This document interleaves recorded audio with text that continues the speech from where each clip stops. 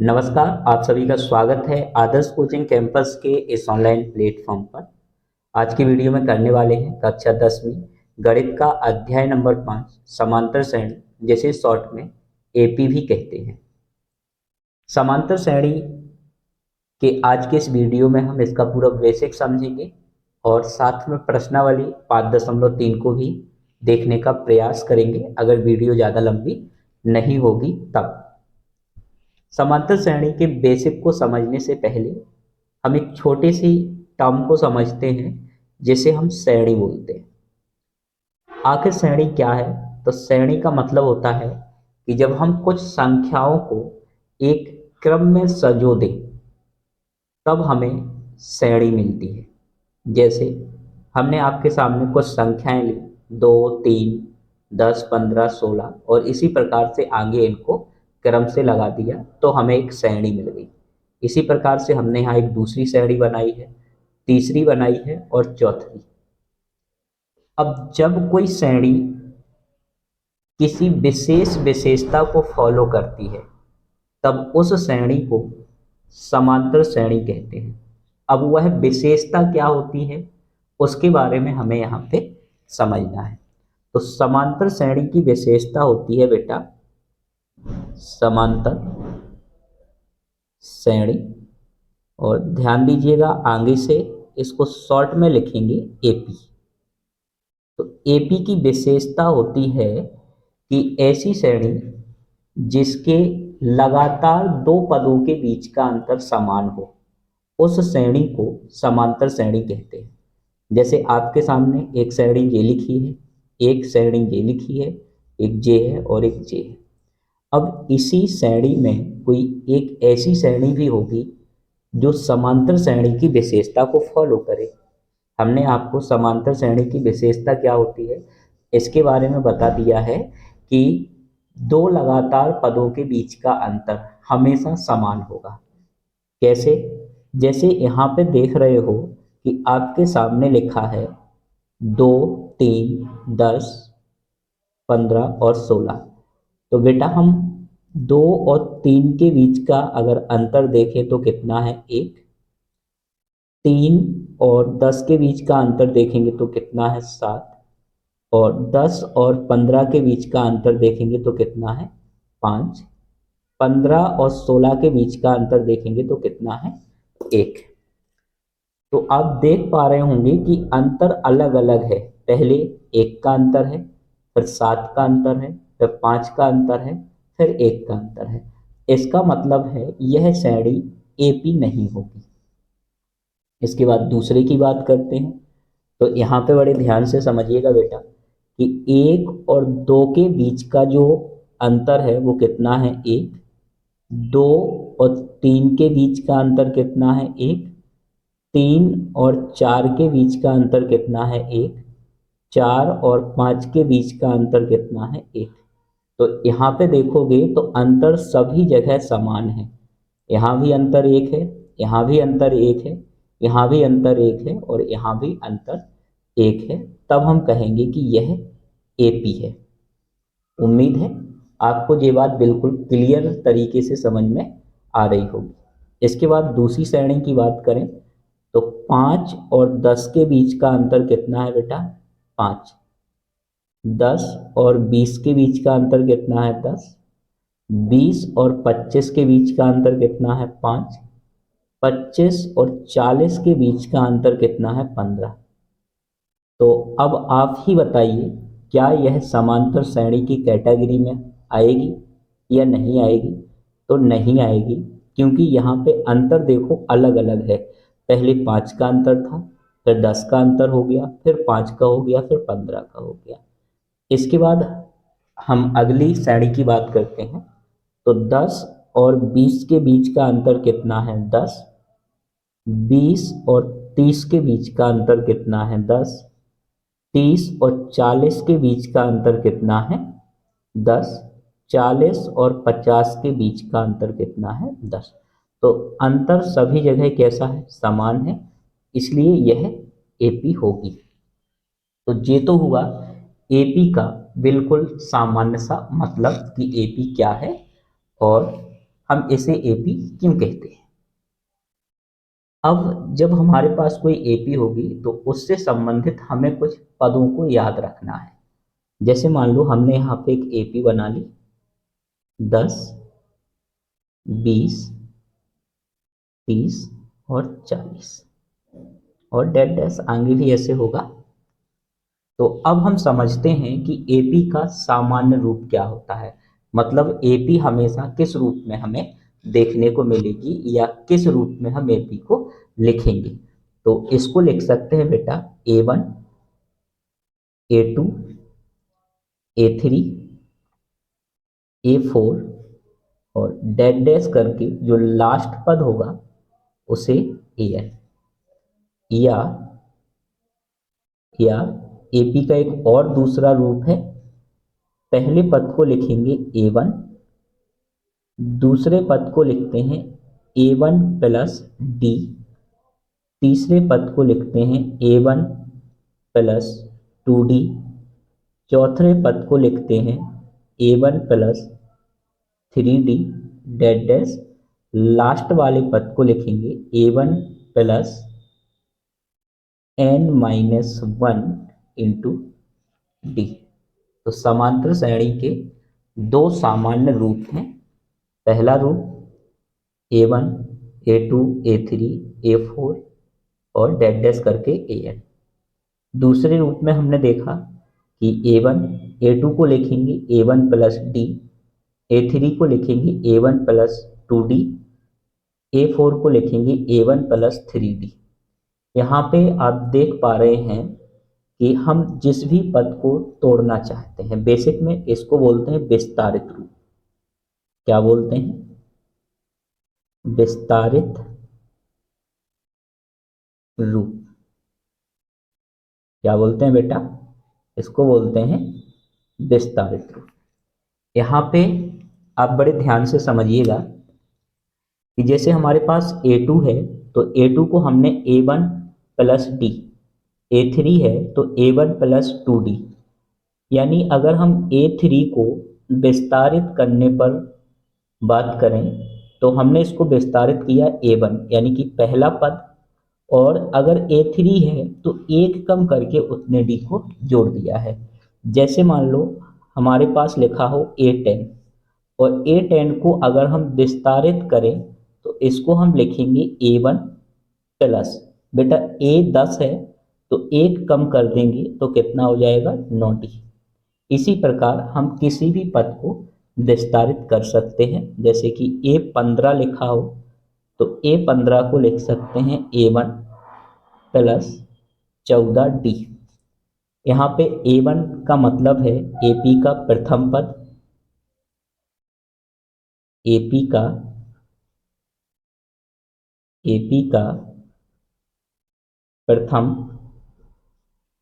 पद, और बेटा डी का मतलब है सार्वधातुक। डी का मतलब है सार्वधातुक, सार्वधातुक।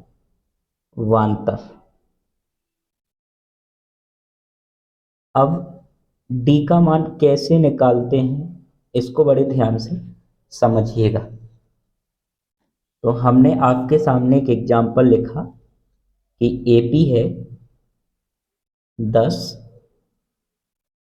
20, 30, 40 डैश डैश। अगर हम इस एपी में A1 की बात करें तो A1 का मान हो जाएगा 10। A1 का मान क्या हो जाएगा? 10। अब हमें निकालना है D का मान। तो बेटा D का मान जब हम निकालेंगे तो AP में से किन्हीं भी दो लगातार पदों को लेंगे। दो लगातार पदों का मतलब है या तो हम 10 और 20 को लेंगे, या 20 और 30 को लेंगे, या 30 और 40 को लेंगे।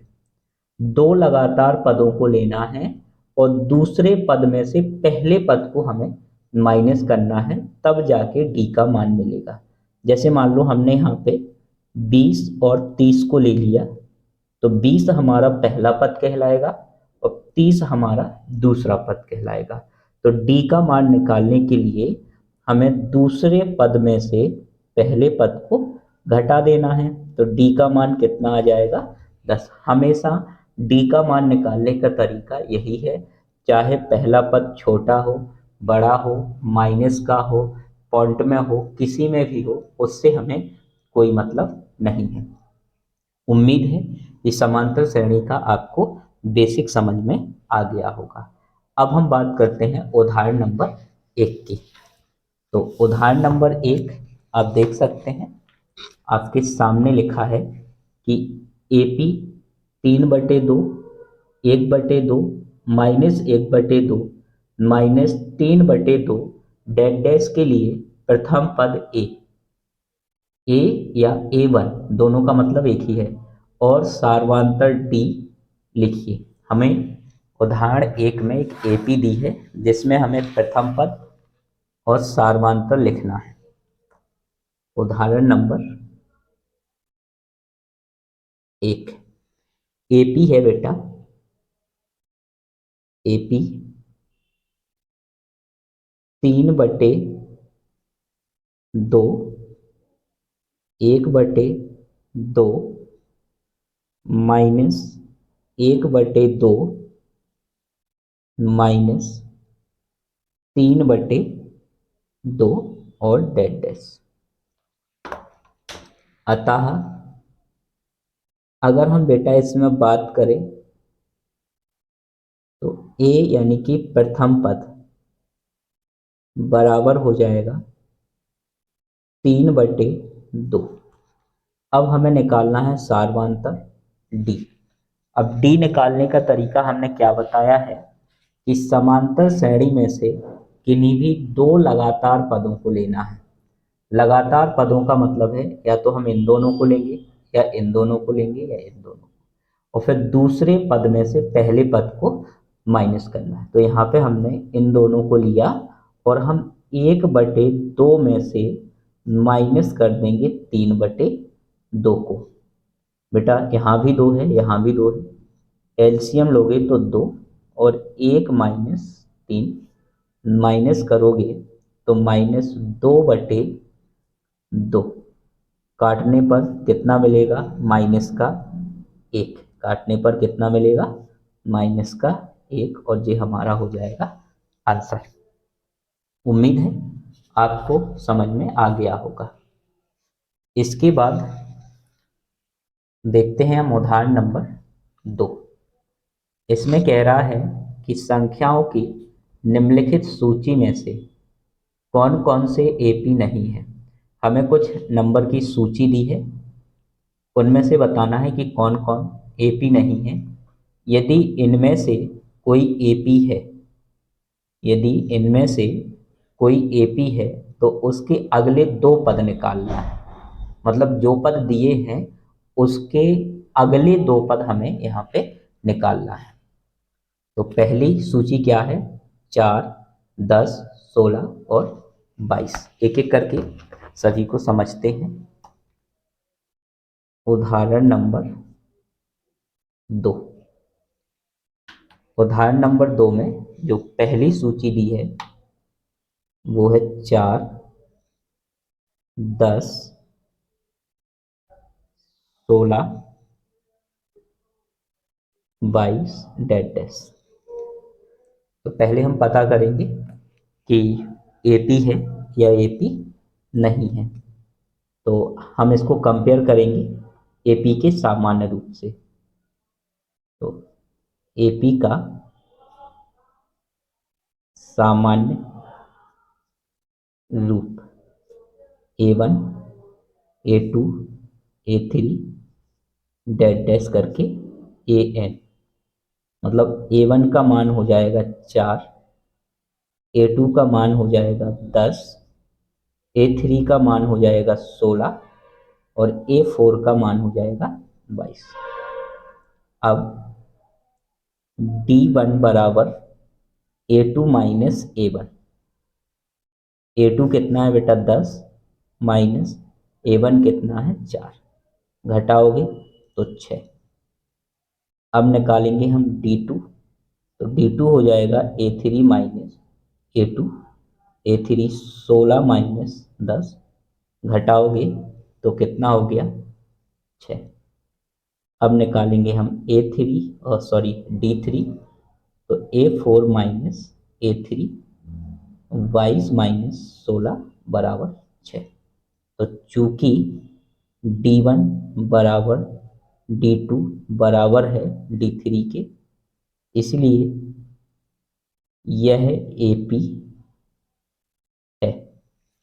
अब बेटा जब ये AP है तो क्वेश्चन कह रहा है कि अगले दो पद निकालना है, यानी हमें A1 दिया है, A2 दिया है, A3 दिया है, A4 दिया है, हम निकालेंगे A5। अतः A5 और A5 को हम क्या लिख सकते हैं बेटा, A1 प्लस 4D। क्या लिख सकते हैं, A1 प्लस 4D। A1 का मान कितना हो जाएगा 4 प्लस 4 गुणे D का मान 6, यानी कि 4 प्लस 6 चौके 24 और जोड़ोगे तो आ जाएगा 28। इसके बाद हम निकालेंगे A6, तो A1 प्लस 5D। A1 का मान 4 प्लस 5 गुणे D का मान 6, यहाँ पे 4 6 पंचे 30 जुड़ेगा तो कितना हो जाएगा 34। उम्मीद है यहाँ तक आपको किसी भी प्रकार का डाउट नहीं होगा, बेहतर तरीके से समझ में आ गया होगा। इसके बाद हम देखते हैं कि इसकी जो दूसरी सूची है वो क्या है।